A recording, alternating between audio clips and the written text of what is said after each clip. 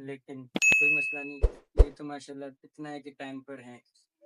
لیکن کچھ لوگ ایسے، کچھ ماں باپ ایسے ہوں گے جو اپنے جو ہے بچوں سے زیادہ اپنے کام کو اور اپنی نوکری کو یا پھر اپنے دوسرے جو مسئلے مسائل ہوتے ہیں، مہمانوں کو، بہت ساری چیزوں کو فوقیت دیتے ہیں. تو میرے لحاظ سے تو بالکل برا عمل ہے، کیونکہ آپ سب کچھ کرتے ہیں کس کے لیے؟ اپنے بچوں کے لیے. بھئی ہم کما رہے ہیں کس کے لیے؟ بچوں کے لیے. جب بچوں کی زندگی اگر اچھی کرنی ہے تو سب سے پہلی بات ان کے لیے ایک اچھا سا مستقبل سوچنا پڑے گا. اور اچھے مستقبل کے لیے ہم گلی محلوں میں تو بچوں کو نہیں چھوڑ سکتے، نہ ہی ان کو جو ہے ایسے ہی آوارہ چھوڑ دیا جائے گھر میں یا باہر. تو ان کے لیے کچھ جو ہے والدین کے فرائض ہوتے ہیں، ڈیوٹی ہوتی ہیں، ان کو ادا کرنے پڑتے ہیں، جن کے بغیر بچے کی زندگی جو ہے اسٹک بالکل بند ہو جاتی ہے. نہ اس کا دماغ کام کرنے لگتا ہے اچھے کاموں میں، نہ وہ اچھے کام کر سکتا ہے. ٹھیک ہے، اب ماشاءاللہ ہماری چھٹیاں آنے والی ہیں 1.5 مہینے کی. 15 تاریخ سے 1.5 مہینے کی چھٹیاں آنے والی. اب ان 1.5 مہینوں میں ماں باپ کا سب سے اسی لیے تو آج بلایا ہے کہ سب سے پہلا حق ماں باپ کا ہوگا ان 1.5 مہینوں میں. ویسے تو ماں باپ کہتے رہتے کہ بھائی پورا سال آپ کے پاس ہے، چلو ٹھیک ہے. اب 1.5 مہینہ جو ہے نا زیادہ میٹر کرتا ہے، زیادہ مسئلہ یہ کرتا ہے کہ 1.5 مہینے میں بچہ کیا کر رہا ہے. کیوں؟ ان چھٹیوں میں کچھ بچوں کا دل ٹوٹ جاتا ہے پڑھائی سے. وجہ کون ہوتے ہیں؟ ماں باپ کے جو ہے لا توجہ، وہ توجہ نہیں دیتے ہیں 1.5 مہینے میں. کوئی بچہ گھومنے جا رہا ہے، ٹھیک ہے گھومنے جائے. بچہ کھیلنے جا رہا ہے، ٹھیک ہے کھیلنے جائے. اور بچہ اپنے دوستوں کے ساتھ کہیں بھی جا رہے، ہم نے کوئی روک ٹوک نہیں کرنی 1.5 مہینے میں. غلطی ہے، آپ روک ٹوک کریں.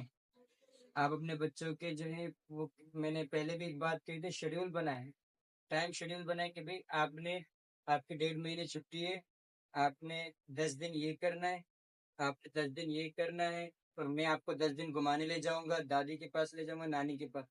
تو یہ وہی 1.5 مہینہ ہے. تو اسی لیے آج میٹنگ بلائی ہے، اس کے لیے کہ سب سے پہلی بات مجھے آج بہت افسوس ہوا کہ ماں باپ نے جو ٹائم کا خیال نہیں رکھا. ٹھیک ہے، بہت افسوس ہوا کہ کچھ ماں باپ ابھی تک موجود نہیں ہیں، حالانکہ سب کے پاس نوٹس پہنچ چکا ہے.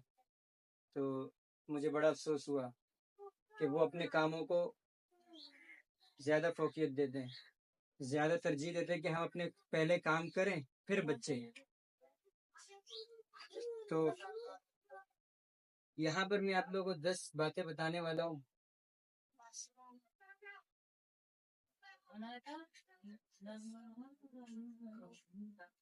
10 ایسی باتیں کہ جس میں ماں باپ اپنے بچوں کی پرورش میں، ان کی جو ہے ان کی زندگی میں بہت اچھا عمل کر سکتی ہیں، اچھا ثابت ہو سکتی ہیں اگر ماں باپ ان کو اپنی زندگی میں لائیں. تو چھٹیوں میں بھی، بغیر چھٹیوں کے بھی اگر لائیں تو اچھے ثابت ہو سکتی ہیں. تو سب سے پہلی بات یہ کہ ہم اپنے بچوں کو کس طریقے سے، بچوں سے کس طریقے سے پیش آتے ہیں.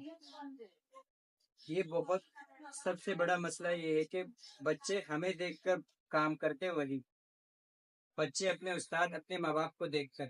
اکثر آپ نے بچوں کے منہ سے سنا ہوگا، میری امی نے یہ کیا تھا تبھی میں یہ کر رہا ہوں، میرے ابو نے یہ کیا تھا تبھی جو ہے میں یہ کر رہا ہوں. تو آپ خود سوچے بچے پر آپ جو کرتے ہیں کتنا اثر پڑتا ہے. آپ جو اپنے بچے کی زندگی میں جو ہے ایک بہت بڑا کردار ادا کرتے ہیں، ماں اور باپ دونوں.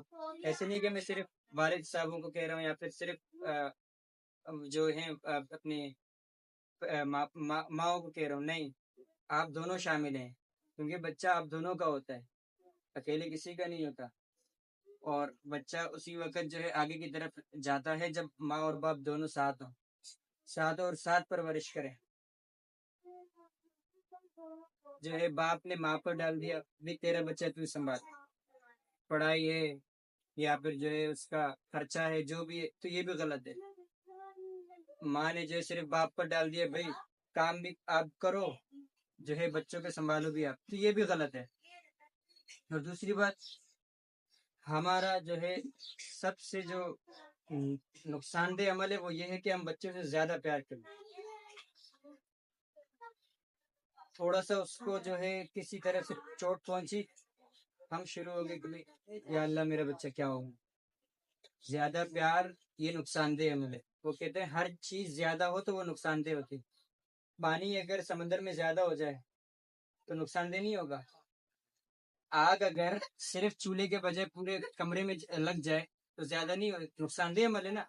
اسی طرح پیار بھی، پانی اور آگ کی میں نے مثال دے دی. بچے کے اندر اب پانی اور آگ کی طرح رہیں، کبھی گرم تو کبھی ٹھنڈا. بچے میں یہ دونوں چیزیں ہونی چاہیے آپ کی طرف سے.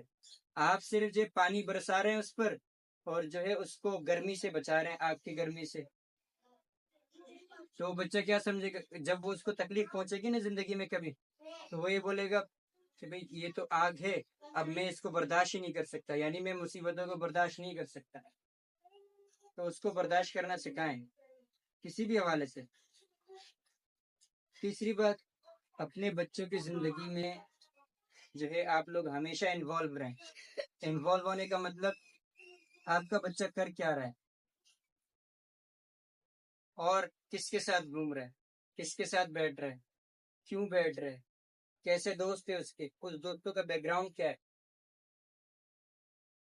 مثال کے طور پر میں ہر دفعہ ممبئی کی مثال دیتا ہوں. کیوں؟ وجہ یہ کہ بہت ماحول بالکل آؤٹ ہو چکا ہے.